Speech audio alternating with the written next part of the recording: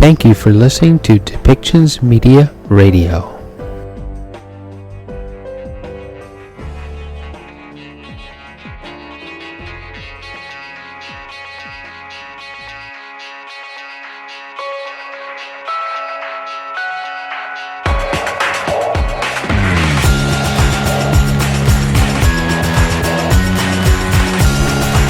Welcome to Policy and Rights, the show about government policy and human rights.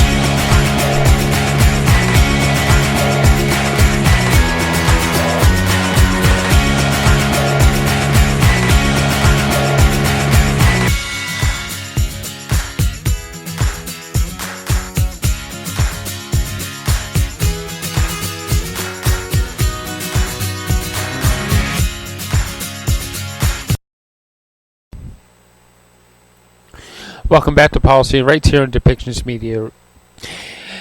I'm your host, Michael Clogs, and as we know, Pakistan has been in a state of natural disaster, and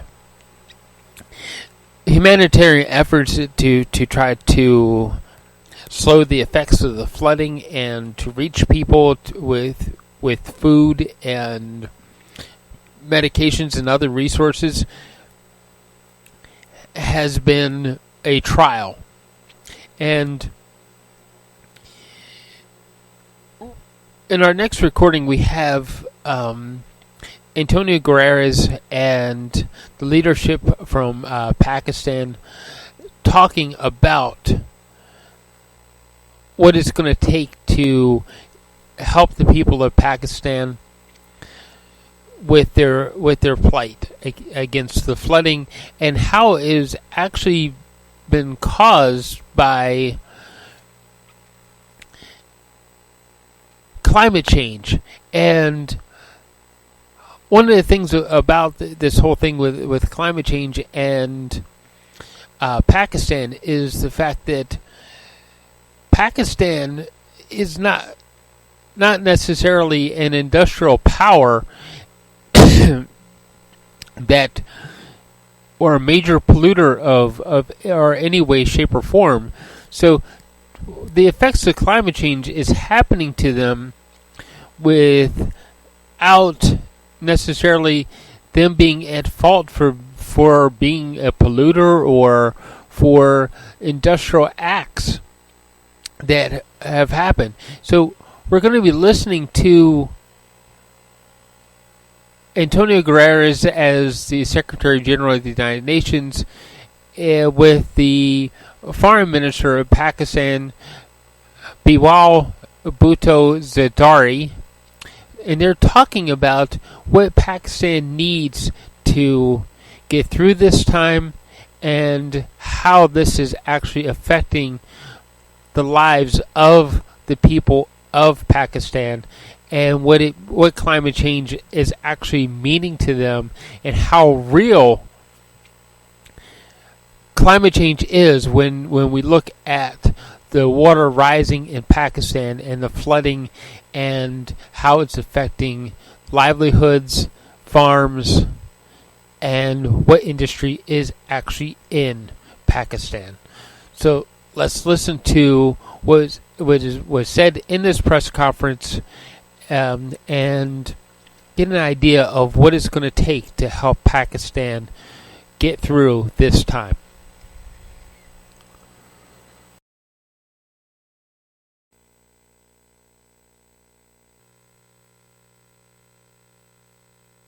Bismillah ar-Rahman ar-Rahim.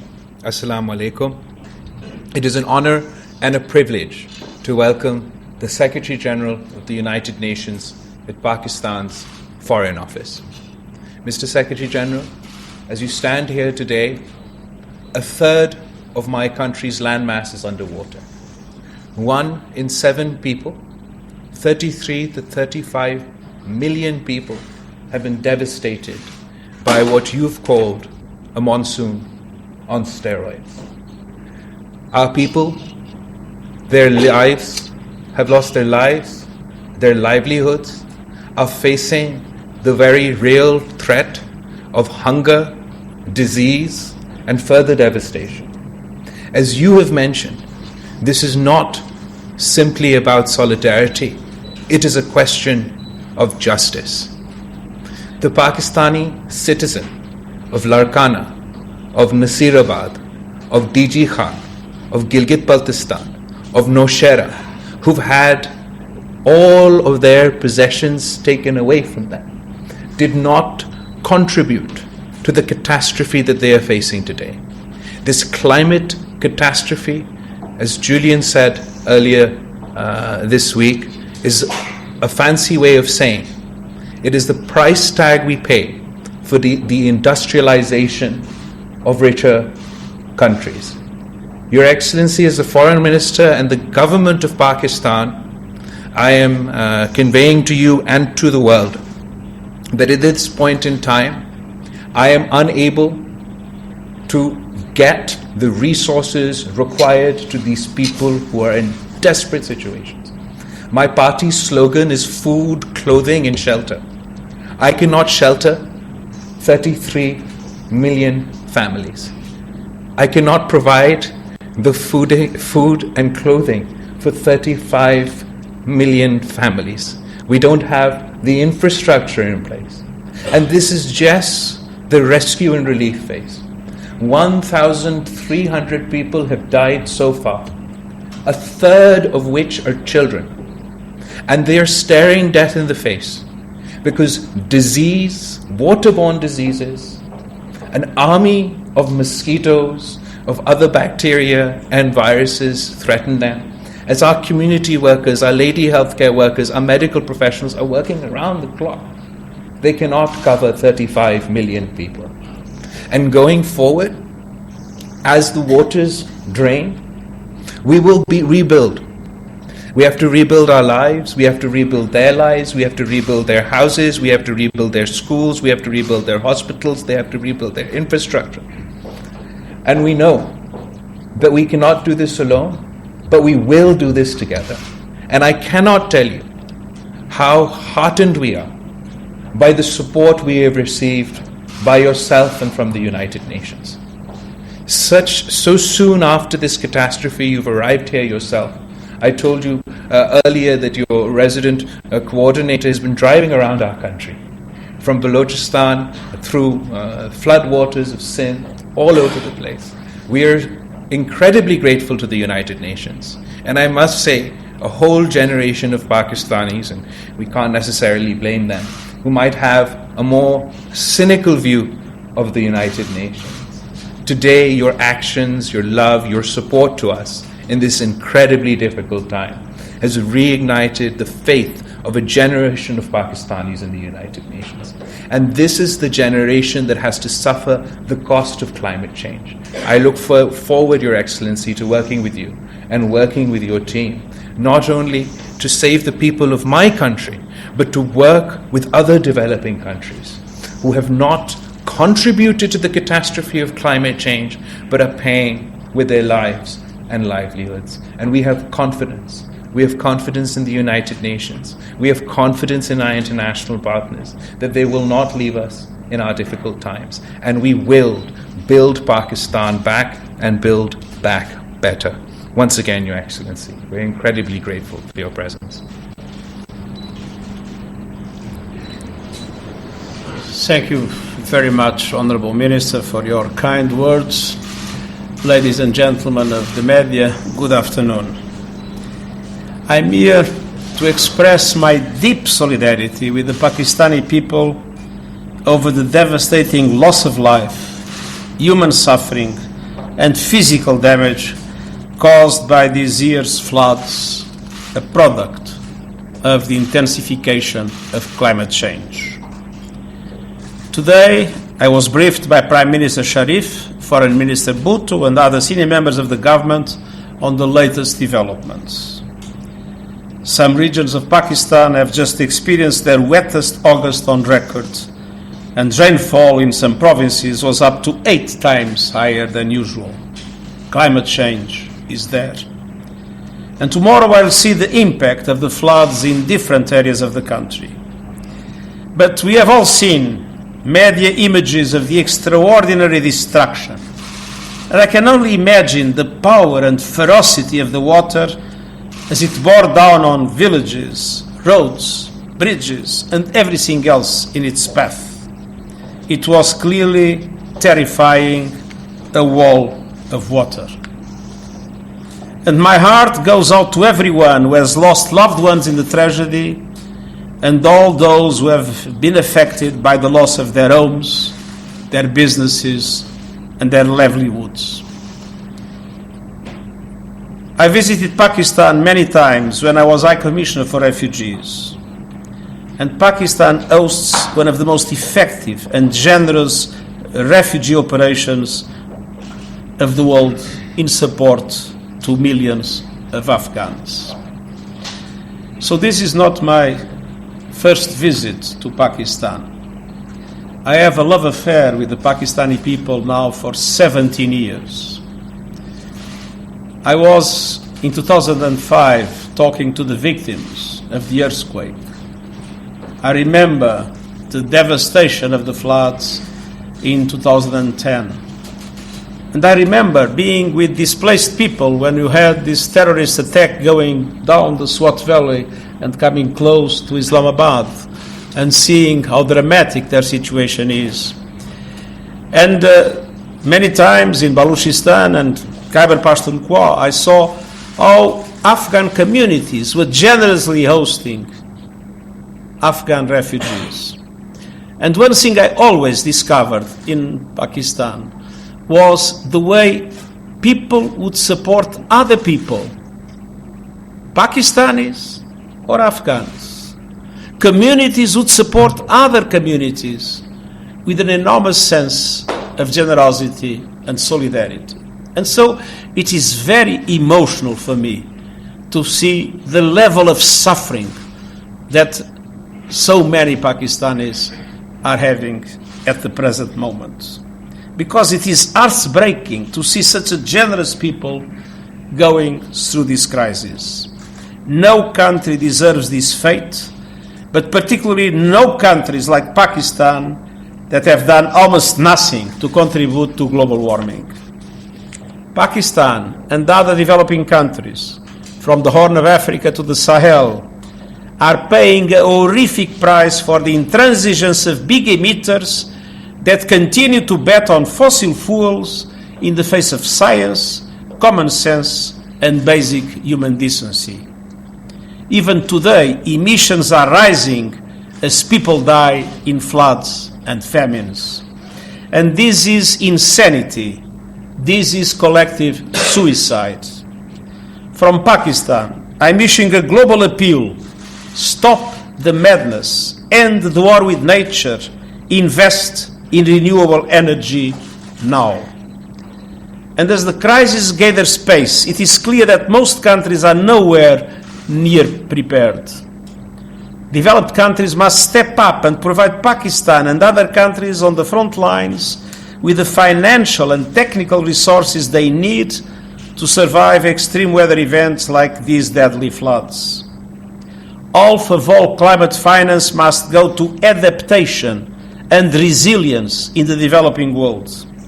And developed countries must produce a credible roadmap to back their commitment to double their financial support. Loss and damage from the climate crisis is not a future event. It is happening now, all around us. And I urge governments to address this issue at COP27 with the seriousness it deserves. Ladies and gentlemen of the media, the United Nations is on the ground to support the Pakistani government's relief efforts. We and the civil society are making good use of the funds released from the UN Central Emergency Response Fund, and we are stepping up our efforts through an air bridge from Dubai. Our people have delivered food or cash assistance to hundreds of thousands of people in Baluchistan and Sindh, tons of emergency supplies to support children and women. But let's be clear, what we have done is a drop in the ocean of the needs of the Pakistani people. Hundreds of thousands of people are living in camps, and many more, 6 million as far as I know, are with host communities that are sharing everything with them. An important reason for my visit is to draw the attention of the international community to this climate catastrophe and to appeal to massive support. Pakistan needs massive financial support for the relief and then for the recovery. And as I said this morning, and I repeat, it's not a matter of solidarity or generosity, it's a matter of justice. Before I conclude, allow me to say a few words about the passing of Her Majesty Queen Elizabeth II. On behalf of the United Nations, I extend my sincere condolences to the Queen's family and to the people of the United Kingdom and the wider Commonwealth. Queen Elizabeth exemplified the values of calmness, dignity and grace. For as long as I can remember, she has been a reassuring presence on the global stage. Thank you. Thank you. Colleagues, for better time management, I would like to request you to pose a single, concise question so that we can have the corresponding answers. Gentlemen, on the right side, yes. Thank you, Your Excellency. Thank you, Your Excellency. It's Jiang Chao with China. No Excellency. It's Jiang Chao with China's Xinhua News Agency. Sorry, I will speak louder. It's Jiang Chao with China's Xinhua News Agency. We have witnessed such a huge loss and damage in Pakistan due to flood and world climate change. And I understand that during a recent interview, Pakistani UN Ambassador Mr. Munir Akram said that Pakistan is one of the smallest emitters of carbon, while one of the largest victims of climate change. And it is the industrial countries, while have for the last 200 years contributed to global warming, and it is in developing countries, mostly like Pakistan, who are the victims. Therefore, for such damage, there should be some mechanism for loss and damage to compensate for those countries for the impact that they are facing because of the historical policies of industrialized countries that contributed to global warming. So how do you comment on it? Thank you. Well, it is obviously that there are a number of countries in the world. We calculate about 15 hotspots where countries are particularly vulnerable and are already paying a heavy price in relation to climate change. Climate change is not a problem of the future. Climate change is a problem of today. It is happening. People are suffering. And that is why I said in my intervention, and I repeat now, the questions of loss and damage need to be seriously discussed. And that discussion, that I hope will take place in the COP in Cairo, hopefully will be translated by an effective support from the developed world to the most impacted developing countries to build resilience and to adapt to the circumstances that were created by others. And that is why this is not a matter of generosity, it's a matter of justice. Gentlemen in the third row. Hannes. Thank you, Mr. President. My question is to the visiting dignitary. You've talked about justice to the Pakistanis precisely because of this climate change. But we've seen that the UN flash appeal is just $160 million, while the initial estimates are about $10 billion, and that can go up. So what will the UN do from your office to ensure that this appeal is magnified, this scope is the horizon is widened up, and that justice monetarily for the people of Pakistan is ensured? Thank you. When there is a crisis anywhere in the world, we issue in the next few days a so-called flash appeal. And the flash appeal has not as an objective to gather the funds to solve the problem. It has as an objective to raise some funds to start being able to act. We need much more than what was in that flash appeal. And especially the government of Pakistan must be supported directly by the international community. We have discussed today the possibility of organizing, and we are ready to organize it together with the Pakistani government. Of course, this is a decision for the Pakistani government to take. As soon as there is a clear assessment of the needs, both in relation to relief, but also in relation to rehabilitation and reconstruction, to organize an international conference aiming of a global mobilization of support to Pakistan at the levels which are many billion, let's be clear, at the levels that will be necessary to solve the problem. Flash appeals are something that we launch in any circumstances in the world, just to allow for agencies to start providing the minimum relief of the first days. Thank you. A little bit of gender balance, Madam Samara. Thank you, Excellency. This is Umair Khan from Sama Television. Sir, my question would be, you just talked about a conference, and I was about to ask that is there any donors conference on card, and if the Pakistani government and... sorry? Is there any donor conference on the card? I was about to ask you the same question. You just hinted upon that there would be, there are chances of having a conference once the estimates are clear.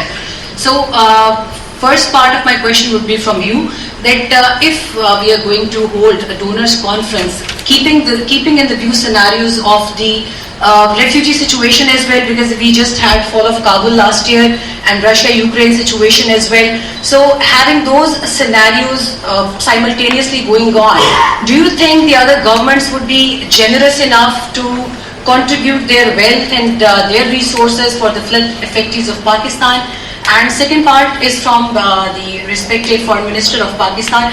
Sir, if there is a donor conference, how we are planning to present our facts and figures to the international community, and specifically, are we doing something about attracting the other organization, OIC for instance, and the the forums we have for the Muslim Ummah? Thank you. Of course, I am worried with the fact that we are witnessing some reductions in official development aid, and that we have several of our operations severely underfunded. So there is a concern in relation to that. But this is not a usual event. This is an unprecedented event. And so I think this will, first of all, help us put again climate change in the front line of the international agenda. Climate change has been losing ground in the international agenda, both in relation to the political development and in relation to even the media coverage, and it's absolutely essential to put it again in the international agenda, because climate change is the defining issue of our time. And based on that, I have hopes that a conference being able to show, and I mean the images are absolutely, appalling. I believe a conference will be able to make conscience of people work and to mobilize the support that is needed. And this support is not only thinking about these floods. Let's not forget that monsoons have not ended, that the melting of glaciers will go on and for a number of years will still increase. So we need to support Pakistan to be prepared for the future, not only to respond to the present crisis. Thank you for your question. First of all, I want to reiterate how grateful we are to the United Nations. There are scenarios where you're in a difficult situation and you say that I am facing this problem, I need help. In this situation, it wasn't that Pakistan reached out to the United Nations or the Secretary General and said, "Sir, we need your help." The Secretary General, on his own accord, is here ready and willing to help. So I think it speaks to the compassion of the Secretary General of the United Nations and his leadership, that he has owned our crisis, that is not only a Pakistani crisis, but is a global crisis. As far as your questions about the donor conference is concerned, so we've already had our flash appeal, like the Secretary General said. It's an initial appeal just for the basic, to sort of get things going. As far as the donor conference is concerned, that we are waiting for our damage assessment, a joint damage assessment, to be comprehensively completed. At the moment, we are still in the rescue and relief phase. We are still saving people from imminent danger, and we are still desperately trying to get rations and relief to those who need it. As we speak, places like Dadu and Sevan are desperately trying to save their populations from inundation, from flooding, while smaller towns and villages are being inundated by floodwater. One of the largest, if not the largest lake in Asia has broke its banks not once, not twice, but thrice. So we're still facing the sort of calamity itself. Once the water recedes, you will have a comprehensive damage needs assessment that will put us in a position to work with the international community. And we're very grateful once again that, and rather than me asking the Secretary General that, sir, I need your help for a donors conference, he himself has offered his good offices to support us in that event when the time comes. So with your permission, I have two last questions. One, Mr. Karacha, followed by Mr. Madeen Haider. Thank you very much. Excellency, thank you for coming over to Pakistan. I'm here, and you are not a stranger even for us. We acknowledge as a friend that he is here. Massive destruction that you talked about, and no end still for the miseries of human beings. But I was really touched when you also talked about the war on terror. And the biggest victim of the war on terror is rightly standing beside you, our young foreign minister who lost his leader, his mother, his mentor. Pakistanis suffered, 70,000-80,000 people died, and over $100 billion losses. And now the second, tragedy is in form of climate change. And again, Pakistanis are dying. Why Pakistan has to pay the prices every time whenever there is a crisis in the world? Would you advocate or would you consider talking to the world instead of a debt rescheduling? They should go for a debt write-off against Pakistan. और honourable foreign minister, मेरा आपसे सवाल ये है, सुबह जब ये सारे उठे होंगे तो इन्होंने इंग्लिश न्यूज़पेपर पढ़े होंगे और हर न्यूज़पेपर की हेडलाइन वो फ्लड विक्टिम्स के हवाले से नहीं है, वो इस तबाही और बर्बादी के बारे में नहीं है जो आपने देखी है, मैंने देखी है. वो हमारा पॉलिटिकल लड़ाई है जो हेडलाइंस में नज़र आ रही है. हम अगर खुद फोकस नहीं कर पा रहे, I am not blaming any party, हम खुद फोकस नहीं कर पा रहे तो हम दुनिया की तरफ क्यों देखते हैं कि वो हमारी मदद करे. And I really appreciate mister Julian when he last time talked the same thing and even asked us as a media to show the story of the world. Thank you. If there is anything I've been talking all the time, especially since the beginning of the COVID, is the absolute need to have effective mechanisms of debt relief in the world for developing countries that are on the verge of financial collapse. We had just one initiative, as you remember, a suspension of the payment of debt now for 2 years for least developed countries, but there are no mechanisms of debt relief. There is a framework that has been very slow, and only 3 countries applied because it's not effective at all, and there are no mechanisms of debt relief in place, especially for middle-income countries. And this is something I've been putting as much as I can in the agenda of the G7, of the G20, of the meetings of the IMF and World Bank, and I will not stop this campaign because I think it's absolutely essential.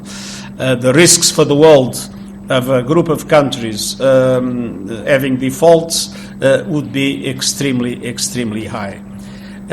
We discussed today some creative ideas that we are trying to put on the table in different scenarios, namely in relation to climate change.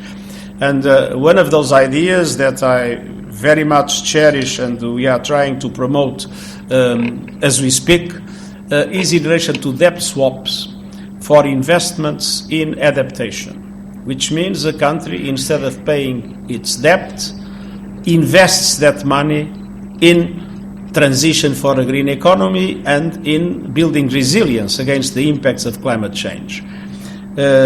This idea was born in our discussions with small island developing states that are, as you know, some of the most impacted countries in the world, and some of them risk to disappear.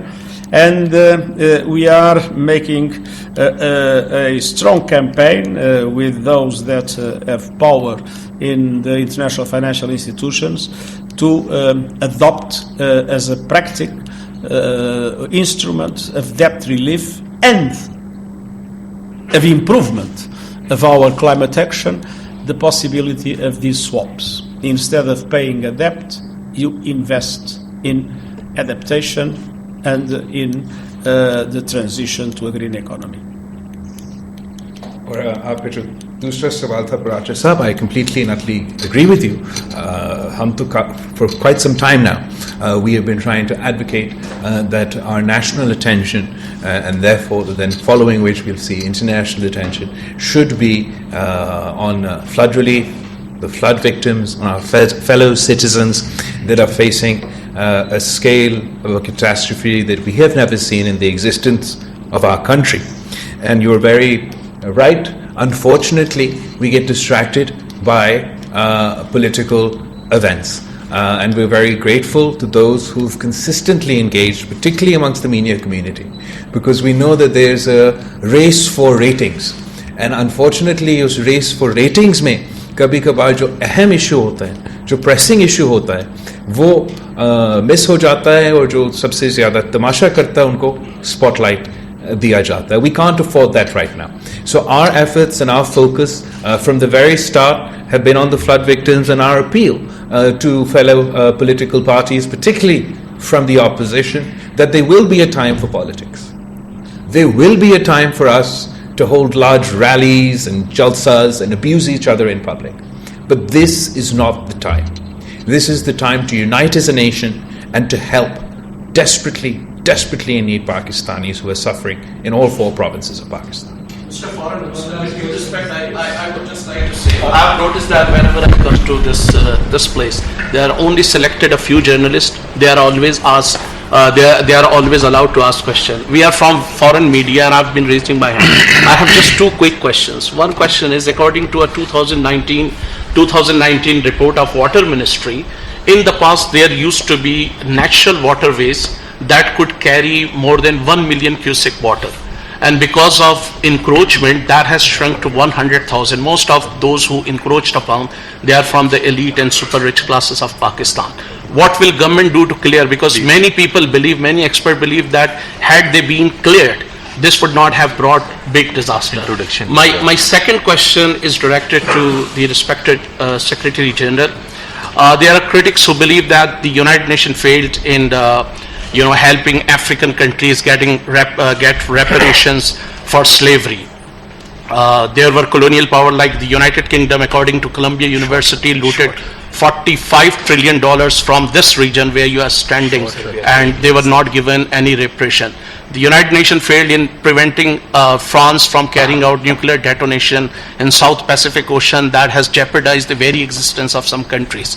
It failed in preventing United States, which is one of the biggest polluter in China, from spending on fossil fuel. So how can the people of Pakistan pin hopes on the United Nations that we are suffering from because of the misdeeds, because of the recklessness of the global north that has been spending on fossil fuels? The largest companies belong to global north. How can people of Pakistan pin hopes on the United Nations that it will help in this hours of test difficulties? So thank you. I disagree that specific journalists are asked questions every time. For example, today my friend from the Chinese media and from Sama TV have asked me a question for the first time. Second of all, as far as encroachments are concerned, absolutely. Okay, monsoons mein, barishon mein, normal rain and weather events, they are encroachments on drains and on sewerage edges, natural waterways that could help the water exit faster. In this case, where we have a 100-kilometer lake that is developed in the middle of Pakistan, where from the mountains of Balochistan water is pouring in. From the skies above, we had 2 months of just flood from the skies. And when the Indus is, the floods of the Indus are descending down, all collecting in the province of Sindh to form that 100-meter lake that is still descending to our province. आप मुझे बताएं कि मैं कितना बड़ा drain बना दूं, कौन सा ड्रेन खड़ा हो सकता है, कहां डैम खड़ा हो सकता है जो 100 किलोमीटर वाइड लेक को रोक सकता है, जो 100 किलोमीटर वाइड लेक को ड्रेन कर सकता है. There is no man-made infrastructure that can evacuate this water. We are relying on gravity, and we're below sea level, and we're relying on what drain can compete with the mighty Indus. What drain can compete with such vast bodies of water? So I understand that in a normal sort of circumstance, aam barishon ke liye, you can talk about sort of the construction of elite housing societies and such things on natural. In this case, it is the disaster of such a scale that there is no drain that can address this issue. Well, if there is something the United Nations, and me in particular, have been insisting very strongly in the last few years, is of the absolute need of developed countries to fully fulfill their commitments in the Paris Agreement in relation to support to developing countries. And we were behind the campaign that was made for adaptation to be taken seriously, and that led to the promise. Let's see what happens to the promise of $40 billion per year in support for adaptation in developing countries. And we are in the first line of putting in the... Yeah, I'll come over here. Did you mute it? The agenda of the COP loss and damage. So we are really doing everything we can to push those issues in the agenda and put pressure for them to happen.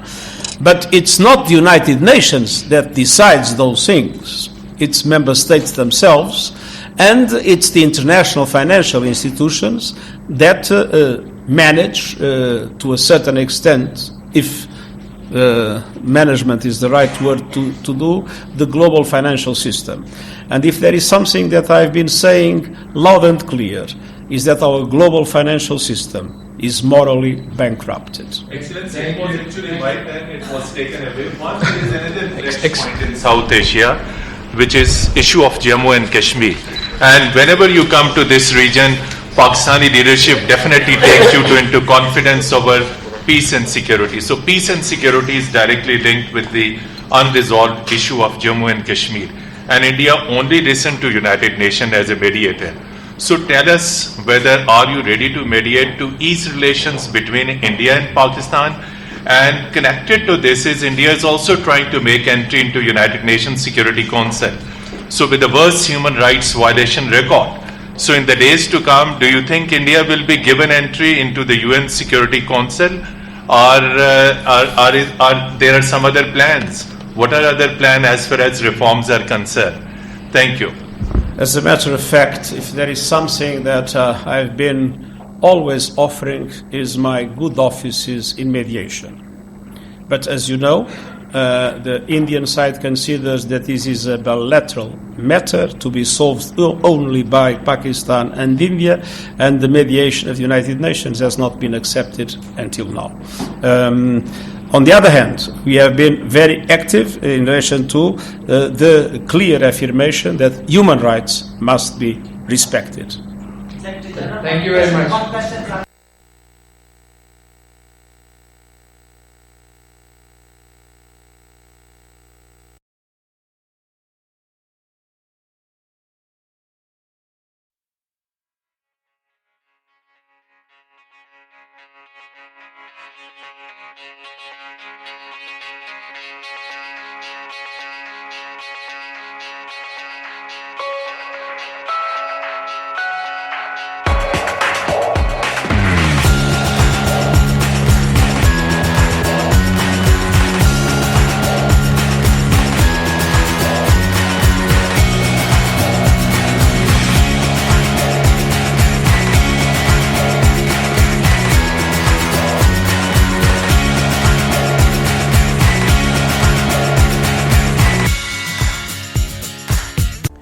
This show has been produced by Depictions Media. Please contact us at depictions.media for more information.